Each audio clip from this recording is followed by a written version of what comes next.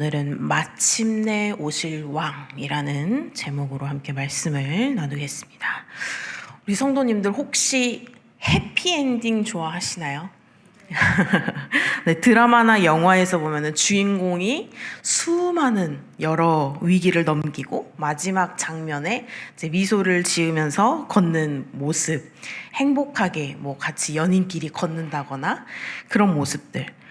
음악이 굉장히 감미롭게 흐르고 또 하늘에는 무지개가 뜰 때도 있고 자막에는 그리고 그들은 오래오래 행복하게 살았습니다 라고 나오면 마음이 굉장히 안도가 되고 안심이 되고 푸근해지고 이렇죠. 그런데 실상은 우리가 세상을 살아봤을 때 이 세상이 온전히 해피엔딩인가요? 우리가 생각을 했을 때 이 세상을 살아갔을 때 우리의 삶에서 또는 어떠한 삶을 봤을 때 종종 이런 결말을 주지 않습니다. 오히려 권선징악이 아니라 권선폐악처럼 보일 때가 있죠. 착한 사람이 굉장히 억울하게 손해를 보고 요즘은 좀 그런 드라마들도 많이 나오는 것 같아요. 착한 사람이 손해를 보고 나쁜 사람이 득을 보는 것처럼 보일 때가 굉장히 많은 것 같습니다. 근데 이스라엘 역사 속에서도 마찬가지로 이런 장면이 굉장히 많았던 것이죠. 하나님의 백성이 고난을 당하고 이방 나라들이 굉장히 승승장구하면서 심지어 하나님이 침묵하시는 것처럼 느껴질 때가 있었습니다. 그럴 때 사람들의 마음속에는 어떤 생각이 들었을까요? 진짜 하나님을 계속 부르짖다가도 하나님께서 답을 안 주시고 침묵하는 것 같을 땐 하나님이 정말 살아계실까? 정말 끝에 가면 의인이 이기는 걸까? 라는 그런 의문이 우리 또한 마찬가지지만 이스라엘 백성들 또한 그런 생각을 했다라는 것이죠. 근데 이 스가랴 14장은 하나님께서 이 모든 의문을 확신으로 바꿔주시는 그런 장면입니다. 그러니까 세상의 마지막 장면이죠. 주님의 피날레가 펼쳐지는 거죠. 영화로 치면은 이제 클라이맥스, 음악으로 치면 이제 최고조, 그리고 스포츠로 치면 역전하는 그런 역전 결승골, 뭐 이런 그런 상황들이 되는 거죠. 그러니까 세상에서 보기에는 절망의 날 같지만 하나님의 백성에는 구원의 날, 회복의 날인 것입니다. 그래서 오늘 본문에는 그날의 특징이 세 가지로 나오게 되는데요. 먼저 모든 나라가 모여서 하나님을 대적하지만 하나님께서 친히 싸우신다는 것. 그리고 두 번째로는 그분이 감람산에 서셔서 세상의 질서를 다시금 새롭게 하신다는 것. 그리고 마지막으로 마침내 예루살렘이 안전하게 거하게 된다라는 것입니다. 그래서 우리 삶에도 이런 14장의 날이 필요한 것 같아요. 눈앞에는 싸움이 있고 우리의 발밑에는 흔들림이 있고 또 우리의 주위에는 적대 세력으로 가득하지만 그 한가운데에서 주님이 서 계시고 결국 우리를 승리하게 하시는 날, 그런 날이 우리에게도 필요하죠. 그러니까 오늘 아침에 그날의 소망을 붙들고 우리가 오늘의 현실 속에서 어떻게 살아가야 할지 우리가 함께 스가랴 말씀을 통해서 한번 살펴보겠습니다. 자, 본문 2절을 한번 같이 보실까요? 본문 2절을 같이 보시면 같이 읽겠습니다. 시작. 내가 이방 나라들을 모아 예루살렘과 싸우게 하리니. 네, 여기서 주어가 내가 로 되죠. 자, 전쟁을 일으키는 세력은 분명히 이방 민족들이에요. 이방 민족들이지만 그 모든 배후의 주권자는 바로 하나님이시라는 거죠.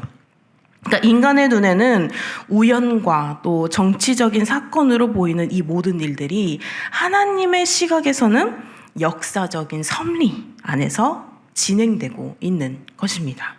그러니까 이것은 우리의 삶에도 그대로 적용이 되는 게 우리가 겪는 시험과 우리가 겪는 환난이 단순히 마귀의 공격, 사람의 실수, 환경의 불운 이런 것으로만 보일 때가 있지만 믿음의 눈으로 본다면 하나님께서는 그 모든 상황까지도 당신의 계획 속에 그 모든 상황을 사용하고 계신다는 겁니다.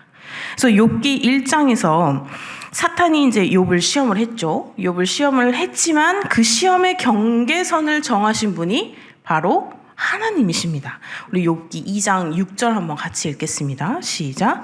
여호와께서 사탄에게 이르시되 내가 그를 네 손에 맡기노라. 다만 그의 생명은 해하지 말지니라. 네. 이렇게 말씀하신 것처럼 하나님의 허락 없이 일어나는 고난이 없다라는 것입니다. 그러니까 이 고난 중에 가장 중요한 것은 왜 이런 일이 일어났는가? 왜 이런 일이 나한테 벌어졌지? 라고 캐묻는 것이 아니라 이 고난을 통해서 하나님께서 무엇을 또 이루어 나가실 것인가를 묻는 것이 바로 우리가 해야 할 일인 것이죠. 그래서 또 4절을 보시면 스가랴서 14장 4절 함께 읽겠습니다. 시작.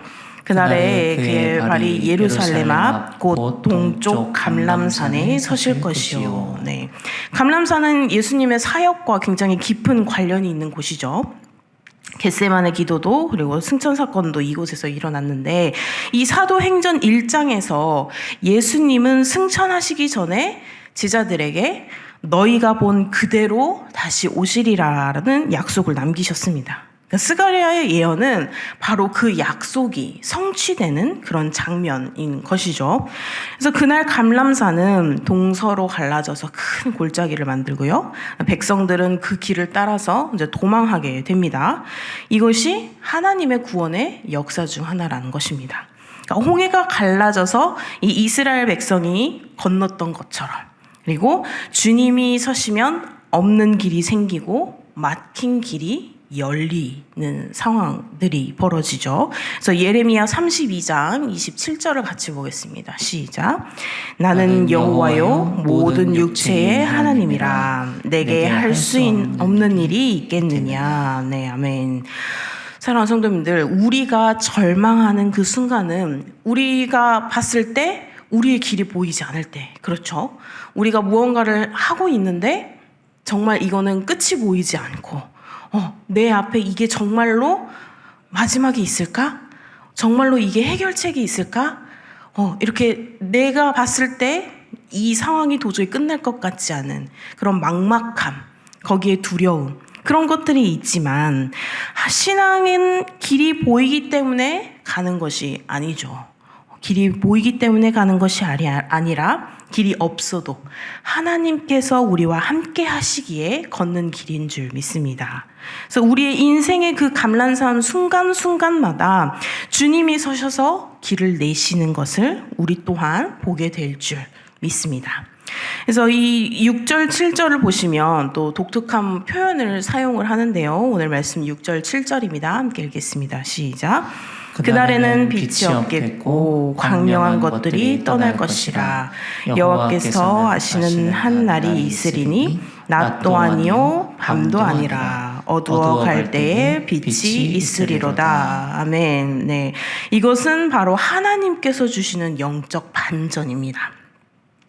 세상의 계산으로는 끝이어야 할 순간, 세상에서 봤을 때는 빛이 보이지 않는 그 순간에 바로 하나님의 빛이 비춘다는 것이죠. 그래서 인간의 시각으로는 절망이고 끝이지만 하나님의 시각에서는 빛이자 새로운 시작이라는 것입니다.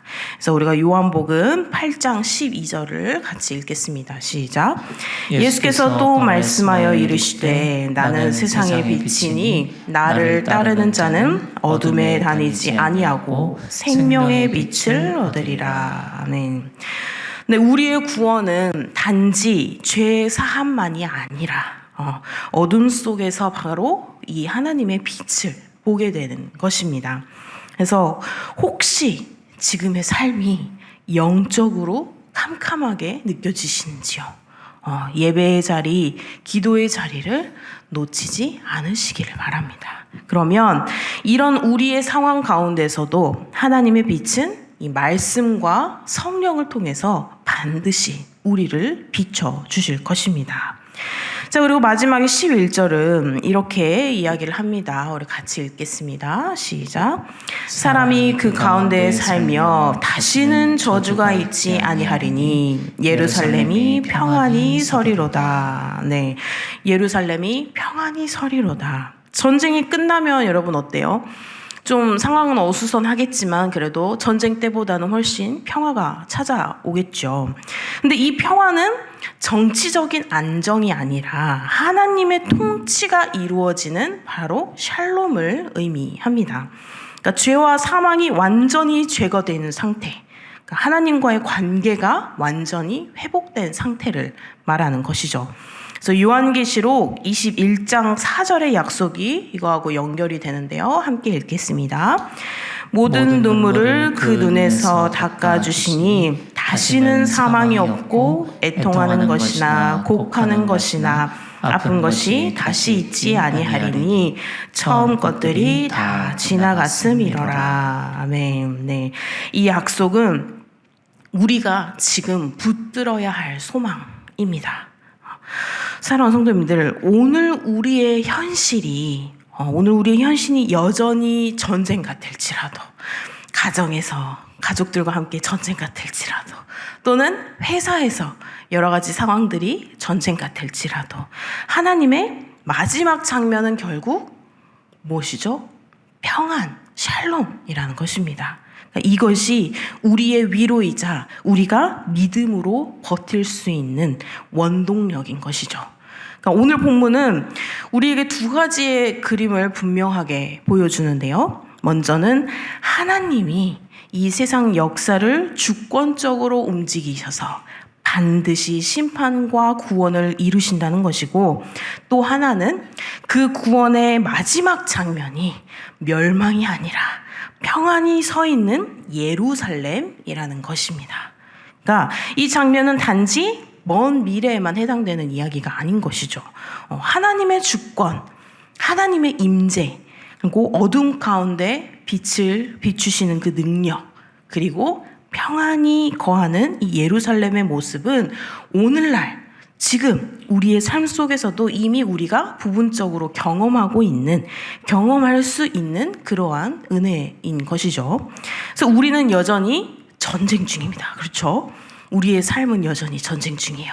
지금 혹시 저와 싸우고 계시는 분이 계실지도 모르겠지만, 그럼 우리 많은 삶들은 다 전쟁 중입니다.